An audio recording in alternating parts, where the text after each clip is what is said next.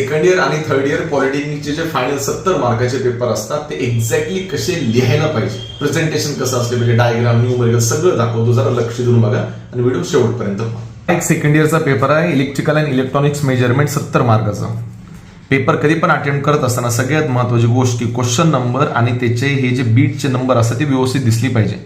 बघा डेफिनेशन कुठल्या पद्धतीने लिहिलेले आहे, फुल फॉर्म वगैरे बघत चला.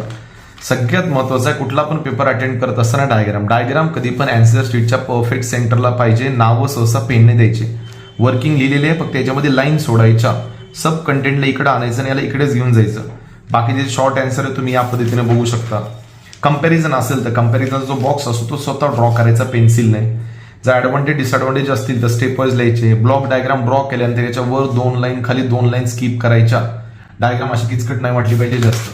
आता ही डायग्राम बघून चला बघा, याच्यावर 2 लाईन सोडल्यात खाली 2 लाईन सोडल्यात, एकदम डायग्राम बघायला छान वाटते. जेवढं